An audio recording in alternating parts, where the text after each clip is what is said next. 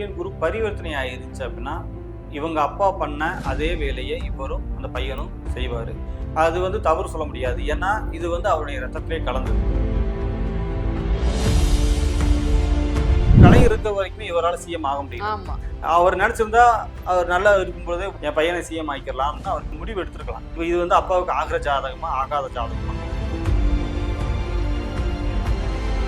அமாவாசையில பிறக்கிறவங்க பயங்கர பவரானவங்க, அவங்க நல்லா பவர்ஃபுல்லா இருப்பாங்கன்னு சொல்ற ஒரு சில மக்களும் இருக்காங்க. இந்த மாதிரி திருட்டுக்கு லிங்க் பண்ணியும் பேசுறாங்களே சார். இல்லைங்க, எதுவுமே இங்க பவரானது அல்லது தவறானது ஒண்ணுமே இல்லைங்க.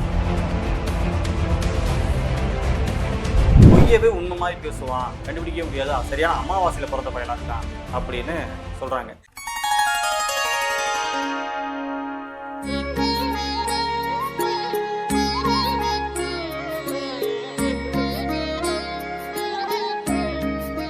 ஸ்ரீ வராகி டிவி நேயர்களுக்கு வணக்கம். இந்த காணொலியில நம்ம கூட மருத்துவ ஜோதிடர் பத்மநாபன் சார் இருக்காரு. வணக்கம் சார். வணக்கங்க. ஸ்ரீ வராகி நேயர்கள் அனைவருக்கும் வணக்கம். எப்படி இருக்கீங்க சார்? ரொம்ப நல்லா இருக்குங்க சார். இன்னைக்கு பொதுவா பாத்தீங்கன்னா இன்றைய காலகட்டத்துல நிறைய யங்ஸ்டர்ஸ் போதை பழக்கத்துக்கு ஆளாகிட்டு இருக்காங்க. ஏன் என்ன அப்படின்னு காரணம் பாத்தீங்கன்னா ஃப்ரெண்டு மூலமாவோ இல்ல தனக்கே அந்த விஷயத்த அந்த சப்ஸ்டன்ஸ் யூஸ் பண்ணணும்ன்ற ஒரு ஆர்வத்தினாலேயோ நிறைய பேர் தெரிஞ்சோ தெரியாமலோ அந்த பழக்கத்துக்கு அடிக்ட் ஆயிட்டு இருக்காங்க அப்படின்னு சொல்லலாம்.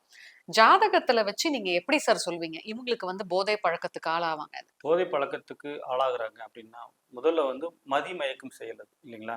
நம்முடைய அறிவை அது ஏதோ ஒரு வகையில லாக் பண்ணக்கூடிய ஒரு அமைப்புல தான் போதை பழக்கத்துக்குள்ள போறாங்க. அப்ப மதிமயக்கம் செயல். மதி அப்படின்னா சந்திரன். அப்ப சந்திரன் யார் ஜாதகத்துல வீக்கா இருக்கோ, ராகு கேதுவோட கனெக்ட் ஆயிருக்கு, அல்லது சந்திரன் யார் ஜாதகத்துல யாரு வேற பிளானட்டோட பரிவர்த்தனை அடைஞ்சிருந்துச்சுன்னா அவங்க போதை பழக்கத்துக்கு உள்ள போறாங்க. அப்போ இவங்க எல்லாம் என்ன நினைக்கிறாங்க அப்படின்னா, எதையோ ஒண்ணு நினைச்சு தாழ்வு மனப்பான்மை. இவ குரு சந்திரன் நினைவு வருது, அதாவது அந்த காம்பினேஷன் வருது அப்படின்னா இவங்க ஏதோ ஒரு விஷயத்த நினைச்சு மன அழுத்தத்துக்கு ஆளாகிறாங்க, அல்லது யாராவது இவங்க மன அழுத்தத்துக்கு ஆளாக்கி இருப்பாங்க. அப்படிங்கும்போது இவங்க இயற்கையாவே போறது. இது மட்டும் இல்லாம நண்பர்களோட சேர்ந்து போய் ஃபர்ஸ்ட் அந்த பழக்கத்துக்கு உள்ள போறது. ஏன்னா யாருமே எடுத்தோன்னே அதுக்குள்ள போக மாட்டாங்க. ஃப்ரெண்ட்ஸா இருக்கணும் அல்லது வேற யாராவது நண்பர்கள் மூலமா, அதாவது சொந்தக்காரங்க மூலமா தான் இந்த பழக்கத்துக்கு முதல்ல அவங்க போறாங்க. இதை பத்தி தெரியாம யாரும் ஃபர்ஸ்ட் உள்ள போறதில்ல. ஒரு ஃப்ரெண்ட்ஸ் ஜாலியா ஆரம்பிக்கிறது கூட பின்னாடி அதுலேயே போய் அவங்க லாக் ஆகிக்கிற மாதிரியான அமைப்புல இருக்கு. அப்போ குரு சந்திரன் இதுல டேமேஜா இருக்கு, பரிவர்த்தனை அடைஞ்சிருக்கு, ராகு கேதுவோட இருக்கு அப்படின்னா இவங்க தான் ஏதாவது அந்த போதை பழக்கம் மட்டும் இல்லைங்க, தொடர் பழக்கத்துக்கு கூட இவங்க ஆளாகிறாங்க. அது ஏற்றுக்கக்கூடிய பழக்கமா இருக்கலாம். சில சாதாரண ரெகுலரா வெத்தலை பாக்கு போடுவாங்க. வெத்தலை பாக்கு போறது கூட கெட்ட பழக்கம் சொல்லி வச்சிருக்காங்கன்னு வச்சுக்கோங்களேன். அதுல மருத்துவ குணம் இருக்கு, அது வேற விஷயம். அப்போ ஏதோ ஒரு விஷயத்த தொடர்ந்து செய்யறது, அடிக்ட் ஆகுறது, தொடர்ந்து செஞ்சுக்கிட்டே இருக்குது. அது இருந்தா தான் எனக்கு பீஸ்ஃபுல்லா இருக்கு, எனக்கு மைண்ட் ரிலீஃபா இருக்கு அப்படின்னு நினைக்கிறது. இப்ப சிலருக்கு காலையில எழுந்துச்சுன்னா டீ காஃபி சாப்பிட்ற பழக்கம் இருக்கு. அதை சாப்பிட்டா தான் அன்றைய நாளே நல்லபடியா துவங்கும் அப்படின்னு நினைக்கிறாங்க. அப்ப இந்த குரு சந்திரன் காம்பினேஷன் இருக்கிறவங்க, சந்திரன் பிரச்சனையா இருக்கிறவங்க ஒன்லி போதை பழக்கத்துக்கு தான் ஆளாகுன்னு அவசியம் இல்லை, தொடர் பழக்கத்துக்கு இவங்க ஆளாகுறாங்க. அப்ப அது இருந்தா தான் அன்றைக்கு நல்லா இருக்கும். அது இல்லைன்னா அந்த அடுத்த கட்ட நகர்வு அவங்களுக்கு இருக்கிறது இல்லை, இல்லைங்களா? அப்ப இது மாதிரி டீ காஃபியா இருக்கட்டும், சிலருக்கு சாப்பிட்டு முடிச்சோடனே ஸ்வீட் சாப்பிட்ணும்னு ஆசைப்படுவாங்க, இதுவும் அதோட சேர்ந்ததுதான். சிலர் சாப்பிட்டு முடிச்சதையே தொடர்ந்து ஐஸ்கிரீமா இருக்கட்டும் அல்லது கூல்ட்ரிங்க்ஸ் சாப்பிட்றதா இருக்கட்டும், இந்த மாதிரி ஏதோ ஒரு சின்ன கடலை மிட்டாய் சாப்பிட்றதா இருந்தா கூட அவங்க ரெகுலரா தொடர்ந்து செஞ்சுக்கிட்டே இருப்பாங்க. அதுவே அவங்களுடைய அடையாளமா மாறி. இப்ப வெத்தலை சீவல் புயல போட்டுக்கிட்டு இருந்தாங்க ஒருத்தவங்க, எப்போதுமே பாக்கெட்ல வச்சிருப்பாங்க. அந்த சுருக்கு பையெல்லாம் அந்த காலத்துல பாட்டி வச்சிருந்தாங்க, அது எப்போதுமே வச்சிருப்பாங்க. அவங்களுக்கு என்ன பேரு, எங்கட சுருக்கு பை பாட்டியை காணும்னு கேட்பாங்க. அப்ப எது அவங்களுடைய தொடர் பழக்கமோ அதுதான் அவங்களுடைய அடையாளம், பட்ட பெயரா மாறிடுது. அடைமொழி வச்சு எவனும் அழிஞ்சது இல்லைங்கிற மாதிரி அடைமொழியாவே மாறிடுது. அப்ப இது போதை பழக்கம்னு நம்ம அடுத்த ஸ்டேஜுக்கு அவங்க போறாங்க. தொடர் பழக்கத்துக்கு முதல்ல போயிட்டு அதுக்கு பிறகு போதையாக அதுவே மாறிடுது. ஓகே. இப்போ நீங்க சொன்னீங்கல்ல சார், நிறைய பேர் அப்பாவை பார்த்து கூட அந்த மாதிரி பழக்கத்துக்கு ஆளாவாங்க. சில வீட்லன்னு சொல்றதை விட 90% வீட்ல பாத்தீங்கன்னா அப்பா குடிப்பாங்க. சோ அத பார்த்துட்டு அப்பா குடிச்சா கண்டிப்பா பையனும் குடிப்பான்னு சொல்லிட்டு ஒரு அம்மாக்கு பயம் இருந்துட்டு தான் இருக்கும். இது அந்த ஜெனட்டிக், அந்த டிஎன்ஏ மூலமா கூட இவங்க சொல்றதுனால அந்த மாதிரி வருதா, இல்ல நீங்க சொல்ற மாதிரி கம்பல்சரி ஜாதகத்துல இந்த பர்டிகுலர் பிளேஸ் வீக்கா இருந்தாதான் வருமா? சூரியனும் குருவும் சேர்ந்துருக்கு அந்த காம்பினேஷன் இருக்காங்க அப்படின்னா டிஎன்ஏ மூலமாகவும் இது வருது. அதே மாதிரி சூரியன் குரு பரிவர்த்தனை ஆயிருந்துச்சு அப்படின்னா இவங்க அப்பா பண்ண அதே வேலையை இவரும் அந்த பையனும் செய்வார். அது வந்து தவறு சொல்ல முடியாது. ஏன்னா இது வந்து அவருடைய ரத்தத்திலே கலந்தது. டைரக்டா புதுசா அந்த பையன் போறதில்ல. இல்லைங்களா? அப்ப அப்பா பண்ணலேங்க. அப்பாலாம் சுத்தமா இருந்தாரு. இவன் தாங்க இந்த வேலைய பண்ணிட்டு இருக்கா அப்படின்னா, அந்த தாத்தா செஞ்சிருப்பாரு. ம். இல்லைங்களா? ஒரு 2, 3 தலைமுறைக்கு முன்னாடி தோண்டி எடுத்து பார்த்தோம்னா, அதே டைம்ல இவரு செஞ்சிருப்பாரு. செஞ்சிருப்பாரு. அந்த தாத்தாவ இந்த பையன் பார்த்துற கூட மாட்டான். ஆனா, அந்த அந்த எண்ண பதிவுகள், ம். அந்த அந்த ஆரிஜின்ல வர்றது அப்படியே இருக்கும். அப்ப இது ஆட்டோமேட்டிக்கா அதுக்குள்ள கொண்டு போய் தள்ளத்தான் பார்க்கும். அத மீறி தான் அவங்க வந்தாகணும். ஓகே. இப்போ அடங்காத பிள்ளைகள் அப்டின்னுவாங்க. நம்ம ஆண் பிள்ளைகள மட்டும் சொல்ல முடியாது. நெறைய பேர் வீட்ல பெண் பிள்ளைகள் கூட வந்து தாய் தகப்ப பேச்ச வந்து கேட்கறது கிடையாது. எந்த ஜாதக ரீதியா எந்த இடத்த நீங்க பார்த்து ஒரு தாய்க்கு வந்து நீங்க சொல்வீங்க? இவங்களுக்கு கண்டிப்பா ஸ்டபர்னான கிட்ஸ் தான் பொறப்பாங்கன்னு எத பார்த்து சொல்வீங்க? இல்லைங்க. அப்படி யாருமே பிறக்கறது இல்லங்க. ம். ஒரு ஜாதகத்துல சந்திரன் குரு பரிவர்த்தனையா இருக்கு. சூரியன் குரு பரிவர்த்தனையா இருக்கு. இந்த மாரி கேரக்டர் வந்து அந்த குருவோட செவ்வாய் சேர்ந்து இருந்துச்சு அப்படின்னா, அவங்க அப்பா, அம்மாவுக்கு மட்டும் இல்ல. யாருக்குமே அடங்குறது இல்ல. ஆ ஆம்பளையா இருந்தா மனைவி பேச்சையும் கேட்கறது இல்ல. பெண்ணா இருந்தா புருஷன் பேச்சையும் கேட்கறது இல்ல. இல்லைங்களா? இவங்க வந்து தனக்குன்னு ஒரு உலகத்த அமைச்சு அதுக்குள்ளேயே வாழ்ந்துட்டு இருக்காங்க. கற்பனை உலகத்திலேயே வாழ்ந்துட்டு இருக்காங்க. இப்படித்தான் இருக்கணும் அப்படின்னு அவங்க நெனச்சுக்கிறாங்க. எனக்குண்டான மரியாதை, எனக்குண்டான அந்த ஒரு சீக்வென்ஸ் இருந்துட்டே இருக்கும்னு நெனைப்பாங்க. ஒரு படத்துல சொல்லுவாங்க இல்லைங்களா? கல்யாண வீடா இருந்தா நான் தான் மாப்பிள்ளையா இருக்கணும். அந்த வீடா இருந்தா நான் தான் அதா இருக்கணும்னு சொல்ற ஆமா. மாதிரி, இவங்க தனக்குண்டான மரியாதைய அவங்க எதிர்பார்த்துக்கிட்டே இருப்பாங்க. அதனால என்னன்னா, அவங்களுக்கு கருத்து வேறுபாடு வந்துருது. அப்பா, அம்மா கூடயோ, அல்லது தன்னுடைய இணை கூடயோ, துணைவர் கூடயோ இவங்களுக்கு கருத்து வேறுபாடு வந்துரும். அண்ணன் தம்பிகள் கூட பிரச்சனை வர்றது. இது எல்லாமே இந்த மாரி நான் சொன்ன காம்பினேஷன்ல இருந்துட்டாலே, ஒருத்தர் வீட்ல இருந்துட்டாலே, பொதுவாவே அவங்கள சுத்தி என்ன ஆகும்னா, அவன் எத சொன்னாலும் கேட்க மாட்டான். ம். எதுக்கு எடுத்தாலும் விதண்டாவாதம் பேசுவான். அந்த புள்ளையும் அப்படித்தான் சொல்லுவாங்க. ஒண்ணும் இல்ல. அம்மாவும், பிள்ளையும் ஒரு ட்ரெஸ் எடுக்க ஒரு கடைக்கு போனா கூட, இந்த அம்மா காட்டுற எந்த ட்ரெஸ்ஸுமே அந்த பொண்ணு பிடிக்காதுன்னு சொல்லும். ம்ஹ்ம். அது என்னுடைய ட்ரெஸ்ஸ நான் தான் தேர்ந்தெடுப்பேன் அப்படிங்கிற மைண்ட் செட்ல ஆரம்பிச்சு, கல்யாணம் வரைக்கும் போகும். அப்ப இதனால என்ன ஆகுதுன்னா, இது அம்மாவுக்கு அடங்காத புள்ளன்னு இல்ல. என் முடிவ நான் எடுக்கிறேன். அதான் ஜாதகத்துல அமைப்பு. என் முடிவ நான் எடுக்கிறேன். இதுல நீ யார் எனக்கு சொல்றதுங்கிற மாதிரி அவங்க மைண்ட் செட்டே தவிர, அ அம்மாவுக்கு அடங்காத புள்ள, அப்பாவுக்கு அடங்காத புள்ளன்னு இல்ல. யாருக்குமே அவங்க வந்து அடங்காம போறதுங்கிறது அவங்க நோக்கம் இல்ல. என் முடிவுல யாரும் குறுக்கிடாதீங்க அப்படின்னு அந்த பொண்ணு இருக்கும். அந்த பையனும் இருப்பான். இது அவங்க ஜாதக விதியே தவிர, அடங்காம போகணும்னு யாருக்குமே ஆசை இல்ல. அது வந்து விதி அமைப்பு, கட்ட அமைப்பு அமைப்புன்னு சொல்லலாம். ஜாதக கட்டமைப்பு அதுபடிதான் அவங்க போயிட்டு இருக்காங்க. அவ்வளவுதான். இது எப்படி சார்? இது வந்து அவங்களோட அமைப்புன்னு நீங்க சொல்றீங்க இல்லையா? சில குழந்தைங்க வந்து தாய் தகப்பனோட இருக்கிற வரைக்கும் தான் அந்த மாரி இருப்பாங்க. ஒரு சில குழந்தைங்க கணவன் வீட்லயோ, இல்ல மனைவி கூட சேர்ந்ததுக்கு அப்புறம் அவங்களோட வாழ்க்கையோட அந்த கேரக்டர் எல்லாமே மாத்திப்பாங்க. நான் என்ன கேட்க வரேன்னா, யார் யாரெல்லாம் வந்து கடைசி வரைக்குமே இத வந்து ஒரு ஹேபிட்டா வச்சிருப்பாங்க? யார் யாரெல்லாம் மாத்திப்பாங்க? இல்ல எல்லா மனுஷனா பிறந்த எல்லாருமே ஒரு காலகட்டத்துல தன்னுடைய முடிவுல இருந்து மாறித்தான் போறாங்க. ஆரம்பத்துல சொல்றாங்க இல்லைங்களா?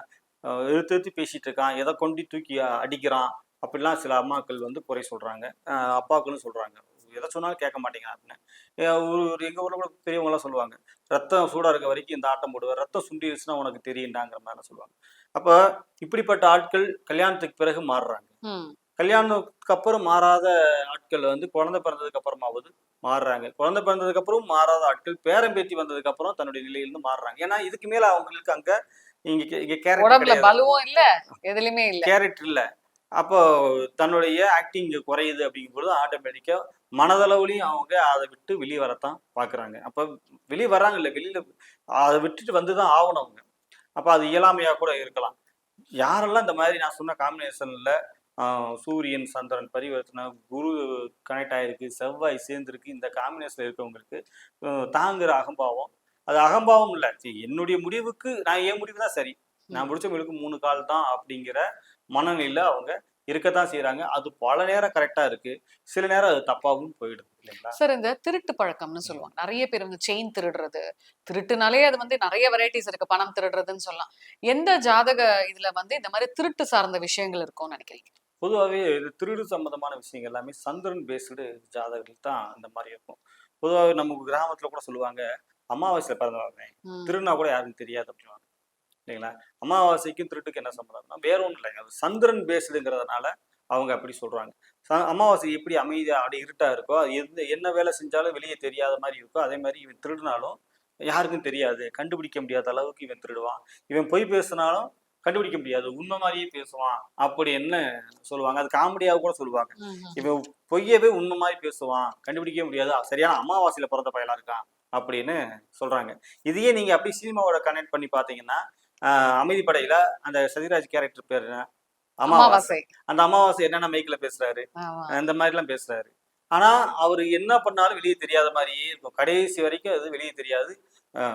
இந்த மாதிரியாகத்தான் நம்ம எடுத்துக்கலாம். அப்ப சந்திரன் பேஸ்டு ஜாதகர்கள் வந்து சின்ன திருட்டுகள் வந்து பெரிய திருட்டு வரைக்கும் யார் பண்றாங்க அப்படின்னா, அமாவாசை டைம்லயோ பௌர்ணமி டைம்லயோ சந்திரன் பேஸ்டு ஜாதகர்கள் சின்ன சின்ன திருட்டுல இருந்து பெரிய திருட்டுல இருந்து பொய் சொல்றதுல இருந்து ரொம்ப டேலண்டா இருப்பாங்கன்னு சூப்பரா சொல்லுவாங்க, சூப்பரா செய்வாங்க. சோ அந்த மாதிரி குழந்தைகள் வந்து ரொம்ப சூதா இருக்கும்னு சொல்ல வரீங்களா சார்? எது செஞ்சாலும் மாட்டிக்க மாட்டாங்களா? மாட்டிக்க மாட்டாங்கன்னு இல்லைங்க, அவங்களுக்கு தெரியும் என்ன பண்றாங்க அப்படின்னு. மாட்டிக்கிறது அப்படிங்கிறத விட அவ்வளவு சீக்கிரம் நம்ம கணிக்க முடியாது. அதாவது வடிவேல் மாதிரி பிளான் பண்ணி பண்ணுவாங்கன்னு சொல்ல பிளான் பண்ணி பண்ணுவாங்க. நமக்கு வந்து அந்த பிளான் புரியாது. புரியறதுக்கு ரொம்ப ரொம்ப லேட் ஆகும். இவன் தான் அப்படின்னு நம்ம அவங்க மேல சந்தேகப்படுறது ரொம்ப கஷ்டமா இருக்கும். ஏன் சார் இப்போ எனக்குமே ஒரு டவுட். இப்ப நீங்க சொல்றீங்கல்ல அமாவாசையில பிறந்திருக்கான் போல இருக்கு, அதனாலதான் இப்படி டேலண்டா இப்படி அது ஏன் சார் அமாவாசையில பிறந்த இப்போ அமாவாசையில பிறக்கிறவங்க வந்து பயங்கர பவரானவங்க, அவங்க வந்துட்டு நல்லா பவர்ஃபுல்லா இருப்பாங்கன்னு சொல்ற ஒரு சில மக்களும் இருக்காங்க. இந்த மாதிரி திருட்டுக்கு வந்து லிங்க் பண்ணியும் பேசுறாங்களே சார். இல்லைங்க, எதுவுமே இங்க பவரானது அல்லது தவறானது ஒண்ணுமே இல்லைங்க. அது அவங்களுடைய ஜாதக அமைப்பு. இப்ப அப்படி பார்த்தா அமாவாசையில பிறந்தவங்க, அதாவது சந்திரன் ஆதிக்கம் நிறைந்த நாட்கள்ல பிறந்தவங்க, அந்த அமைப்புல பிறந்தவங்க வெளிநாடு போறாங்க, ஐடி ஃபீல்ட்ல பெரிய லெவல்ல இருக்காங்க. எல்லாருமே திருட்டு செய்யணும்னு அவசியம் இல்லை. அவங்க எந்த வேலை செஞ்சாலும் அதுல ரொம்ப சிறப்பாகவும் செய்யறாங்க. அதுல ஒன்றும் இல்லை. ஆனா இதுவும் இருக்கு. அதுக்காக அமாவாசையில பிறந்தவங்க சந்திரன் ஆதிக்கத்துல பிறந்தவங்க எல்லாருமே திருட்டு வேலை பண்ணுவாங்க, எல்லாரும் பொய் சொல்லுவாங்கன்னு அர்த்தம் இல்லை. இந்த அமைப்பு இருக்கிறவங்களுக்கு இது வந்து சாத்தியம் ஆகுதுன்னு நம்ம சொல்றோமே தவிர எல்லாரையும் போற போக்குல நம்ம போற சொல்லிட்டு போயிட முடியாது. இப்போ சித்திரை மாசம் வந்து குழந்தை பிறந்தா வந்து அப்பாக்கு ஆகாதுன்றது உண்மையா, இல்லாட்டி வந்து மக்களோட நம்பிக்கையா? இது நம்பிக்கையும் இல்ல, உண்மையும் இல்ல, இது உருட்டு. ஏன்னா அப்பாவுக்கு ஆகாத ஜாதகம் அப்படின்னா எதுதான் அப்பாவுக்கு ஆகுற ஜாதகம் இல்லைங்களா? இங்க எதுவுமே வந்து ஆகுற ஜாதகம் ஆகாத ஜாதகம்னாங்க ஒரு ஏன்னா இது சொல்றாங்க அப்படின்னா, ஒரு ஒரு குழந்தை பிறக்குது, அந்த குழந்தை வந்து சித்திரை மாசம் பிறக்குது அப்படின்னா அந்த நேரத்துல சூரியன் உச்சமா இருக்கும். சூரியன் உச்சமா இருக்கு அப்படின்னா இந்த குழந்தையுடைய அப்பா வந்து ஓரளவு அந்த ஏரியாவில் சொன்னா தெரிகிற மாதிரியான ஒரு ஆளுமை நிறைந்த ஒரு ஆளாக அவர் இருப்பார். அப்ப இந்த குழந்தையும் அதே மாதிரி தானே இருக்கும். இந்த குழந்தையும் அதே மாதிரி தானே வரப்போகுது. தன்னுடைய ஆளுமை பண்பு, தலைமை பண்பு இதெல்லாம் இருக்கக்கூடிய ஒரு ஆளாக இந்த குழந்தை வளர வளர வரப்போகுது. அப்ப வளர வளர வரப்போகுது இந்த குழந்தைக்கு அப்படின்னா இங்க யாரு தடையா இருக்கிறது? அவங்க அப்பா தான். ஆல்ரெடி அவர் வந்து ஃபுல் பவர் மேனா இருக்கிறார் இல்லைங்களா? அப்ப அவர் இருக்கிற வரைக்கும் இந்த குழந்தையால பெருசா ஒன்றும் டெவலப் ஆகி வர முடியறது இல்லை. இப்ப நம்ம கலைஞர் குடும்பத்தையே எடுத்துக்கிட்டா ஸ்டாலின் பேர் என்ன? ஸ்டாலினால சூரியன் அர்த்தம் இல்லைங்களா? ஸ்டாலின் வந்து இருக்கிற வரைக்கும், அதாவது ஸ்டாலின் வந்து சின்ன இதா இருக்கிற வரைக்குமே கலைஞர் தான் முதலமைச்சராக இருந்தார்.